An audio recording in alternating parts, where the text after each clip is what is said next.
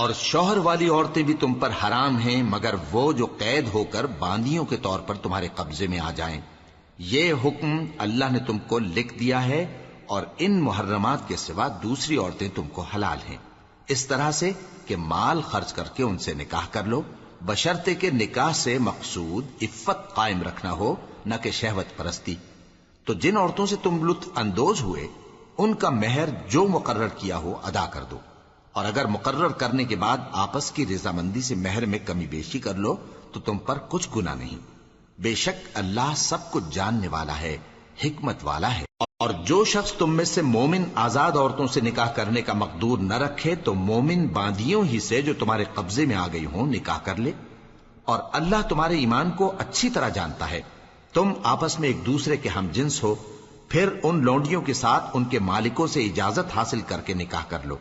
اور دستور کے مطابق ان کا مہر بھی ادا کر دو، بشرطے کہ وہ پاک دامن ہوں،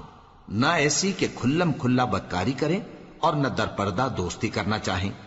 پھر اگر وہ نکاح میں آ کر بدکاری کا ارتکاب کر بیٹھیں تو جو سزا آزاد عورتوں کے لیے ہے اس کی آدھی ان کو دی جائے۔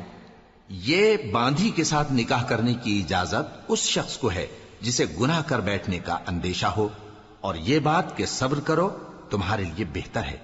اور اللہ بخشنے والا ہے، مہربان ہے۔ اللہ چاہتا ہے کہ اپنی آیتیں تم سے کھول کھول کر بیان فرمائے اور تم کو اگلے لوگوں کے طریقے بتائے اور تم پر مہربانی کرے، اور اللہ جاننے والا ہے، حکمت والا ہے۔ اور اللہ تو چاہتا ہے کہ تم پر مہربانی کرے،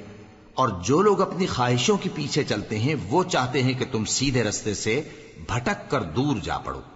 اللہ چاہتا ہے کہ تم پر سے بوجھ ہلکا کرے، اور انسان طبعاً کمزور پیدا ہوا ہے۔ مومنوں، ایک دوسرے کا مال ناحق نہ کھاؤ، ہاں اگر آپس کی رضامندی سے تجارت کا لین دین ہو اور اس سے مالی فائدہ حاصل ہو جائے تو وہ جائز ہے، اور اپنے آپ کو ہلاک نہ کرو، کچھ شک نہیں کہ اللہ تم پر مہربان ہے۔ اور جو زیادتی کرتے ہوئے اور ظلم سے ایسا کرے گا تو ہم اس کو عنقریب جہنم میں داخل کریں گے، اور یہ اللہ کو آسان ہے۔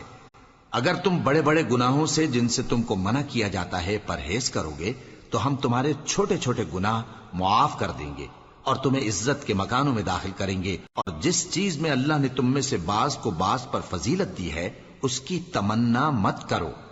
مردوں کو ان کاموں کا ثواب ہے جو انہوں نے کیے، اور عورتوں کو ان کاموں کا ثواب ہے جو انہوں نے کیے، اور اللہ سے اس کا فضل و کرم مانگتے رہو، کچھ شک نہیں کہ اللہ ہر چیز سے واقف ہے۔